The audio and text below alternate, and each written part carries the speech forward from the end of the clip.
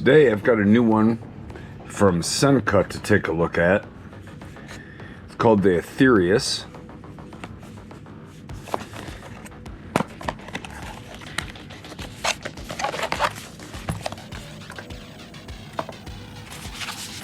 Got your typical pouch, cleaning cloth that you use for glasses. All right.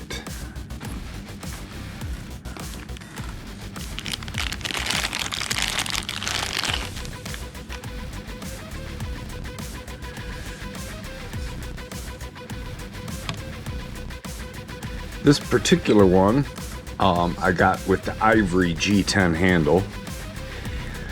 I got the white because I'm thinking about maybe dyeing it some different colors.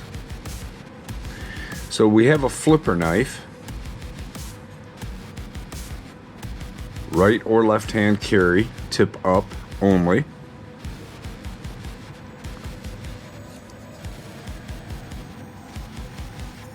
We have steel liners that are well polished and they're rounded, so the edges in here are not going to dig into your hands.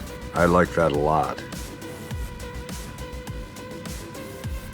So we have flipper or thumb stud. Thumb stud worked well, and flipper works even better. So we have a clip point hollow ground.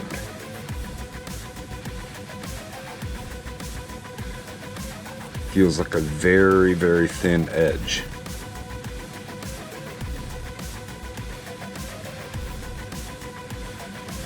See, get something white in the background here. You can tell that steel liner has really been milled out for weight savings. I like that. And it is a liner lock. Centering looks pretty much perfect.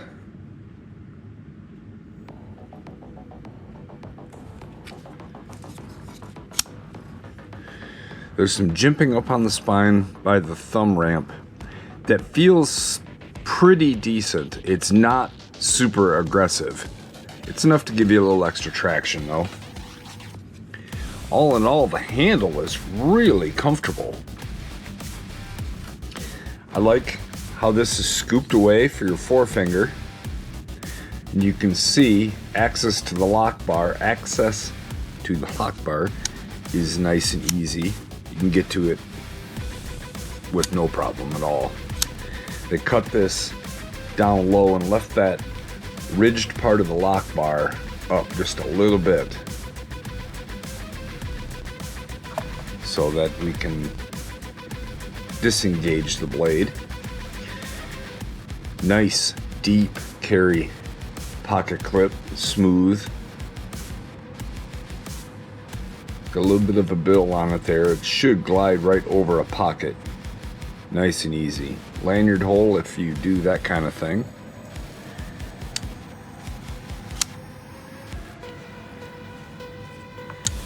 It's a fairly good sized knife, but it isn't overly heavy. About 4 ounces. Let's get the tape measure. So closed, it's about 4 7/8. Overall length open, 8.5. So you can see that's definitely a full-size knife. And it has a 3 5/8 blade with a 3.5 inch cutting edge. Let's see what the caliper says for blade stock thickness. 0.12, so right around 1/8 of an inch. So that's a fairly thin blade. It's not super thin, but it's fairly thin, a 0.12. And with this hollow grind, this knife should slice like a demon. Ooh, I'm gonna have to get another magazine here. We've used up most of our pages. All right, factory edge. Oh yeah. Can't even feel it going through. Nice and quiet.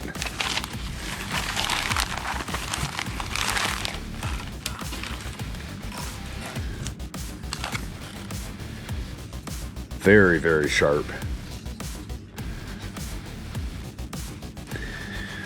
So, often talked about plunge grind. For me, this is not going to be a problem.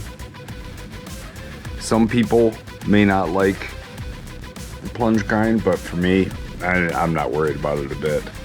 The only thing is that when sharpening, the thumb stud is in the way of the edge a little bit down here. So if you go straight on, you could scuff up your thumb stud.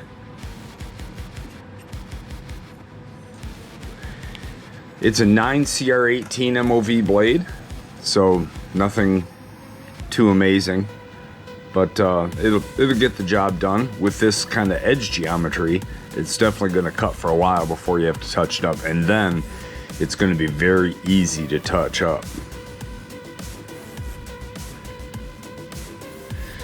So let's test the sharpness. I'll grab the best tester and we'll give it a whirl. Okay, I've got new media in the best tester. It's ready. I have Sencut Aetheris on my factory sharpness list. Let's give this a go here.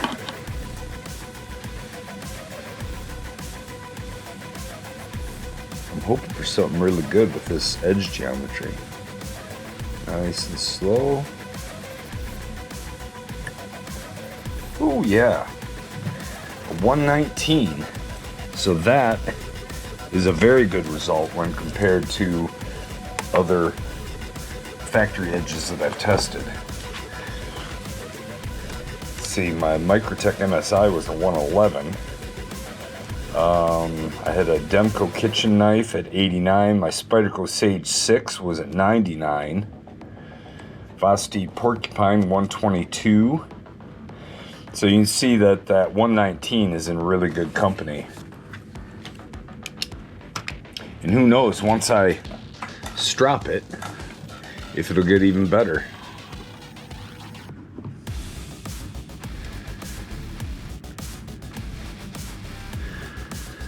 I think this is going to be fantastic for somebody that wants a do-all knife. But you know, on Amazon this was about 40 bucks. So it's not an expensive thing. Yeah, you're gonna have to touch it up a little bit more, but with this edge geometry it'd be fun to sharpen this. I think it's gonna be easy and enjoyable.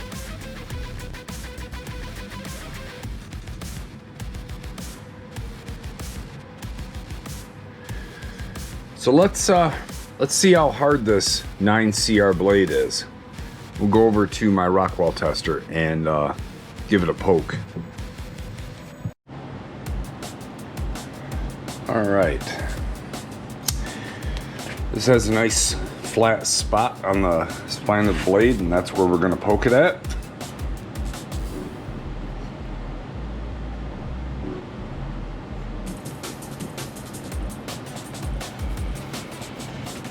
All right.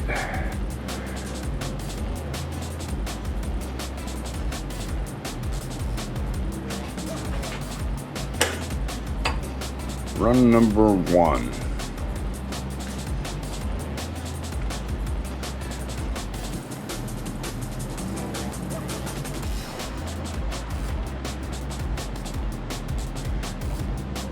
Okay, we'll give that needle a chance to settle. I can still see it's moved.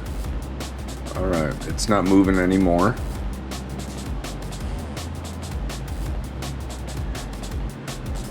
let's see what we got. So I would say that's a 60.1. Let's do the other side, get a second reading.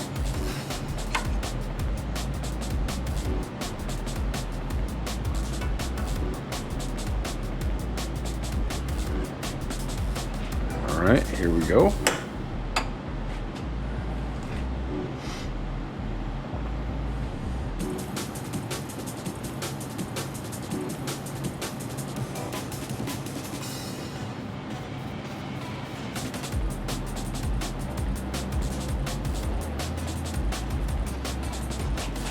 Okay, that needle subtle.